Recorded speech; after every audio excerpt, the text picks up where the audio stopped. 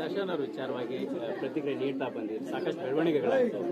ನೀವು police station ಮೆಟ್ಟಿರುವಂತ ಅವರ ಅಭಿಮಾನಿಗಳ ವಿಚಾರ ಈಗಾಗಿರುವಂತ ಅದಾದ್ಮೇಲೆ ಕೂಡ ಒಂದಷ್ಟು ಸಂದೇಶಗಳನ್ನ ತಾವು ಕೊಟ್ಟಿದ್ವಿ. ಅದಾದ್ಮೇಲೆ ನಾನು ಏನು ಹೇಳ್ಬೇಕಿಲ್ಲ ಹೇಳ್ಬಿಡ್ತೀನಿ ಮಾಲ್ತೇಶ್. ಏನು ಹೇಳೋದು ನಿಮಗೆ, ಐ ಆಲ್ರೆಡಿ ಸೆಡ್. ಅದೊಂದು ನನಗೆ ತುಂಬ ಖುಷಿ. ಯಾಕಂದರೆ ಇದೆಲ್ಲ ಆದಮೇಲೆ ಕಾಮೆಂಟ್ ಸೆಕ್ಷನ್ ಸ್ವಚ್ಛ ಭಾರತ್ ಅಂತಲೇ ಹೇಳ್ಬೋದು. There are no bad comments and ಹೆಣ್ಮಕ್ಳಿಗೆ ಸ್ವಲ್ಪ ಧೈರ್ಯ ಬಂದಿದೆ ಆ್ಯಂಡ್ ಅವ್ರಿಗೆ ಟ್ರೋಲಿಂಗ್ ಎಲ್ಲ ಕಡಿಮೆ ಆಗಿದೆ. ಸೊ ಹಾಗಾಗಿ ಐ ಫೀಲ್ ಲೈಕ್ ಎಲ್ಲೋ ಒಂದು ಕಡೆ ಒಂದು ಒಳ್ಳೇದಾಯಿತು ಅಂತ. And on the other side I think police commissioner ಹತ್ರ ಮಾತಾಡಿದೆ, ಇನ್ನೂ ಅರೆಸ್ಟ್ಗಳಾಗ್ತಾ ಇದೆ. ಎಷ್ಟೋ ಜನ ಅವರು ಫೋನ್ ಸ್ವಿಚ್ ಆಫ್ ಮಾಡಿಬಿಟ್ಟು ಮನೆ ಬಿಟ್ಬಿಟ್ಟು ಹೋಗ್ಬಿಟ್ಟಿದ್ದಾರೆ. ಸೊ ಇನ್ನೂ ಒಂದಷ್ಟು ಜನ ಅರೆಸ್ಟ್ ಆಗ್ತಾರೆ. ಇಲ್ಲಿವರೆಗೂ ಐ ಥಿಂಕ್ ಒಂದು 7 ಜನ ಅರೆಸ್ಟ್ ಆಗಿದ್ದಾರೆ. ಇನ್ನು ಮುಂದೆ ಇನ್ನಷ್ಟು ಜನನೂ ಅರೆಸ್ಟ್ ಆಗ್ತಾರೆ ಅಂತ ಹೇಳಿದ್ದಾರೆ.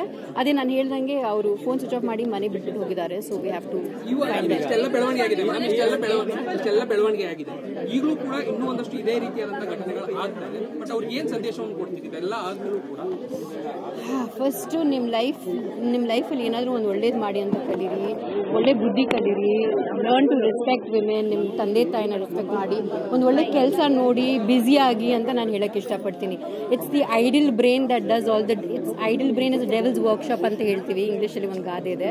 ಹಾಗೆ ನಾವು ಸುಮ್ಮನೆ ಮನೇಲಿ ಕೂತಿರುವಾಗ ಅಥವಾ ಏನು ಕೆಲಸ ಇಲ್ಲದೆ ಇರುವಾಗ we start to think negative thoughts. So ಆಗಿಂದ ಆಗ್ತಾ ಇದೆ ಅನ್ಸುತ್ತೆ ನನಗೆ. ಯಾ ಓಕೆ,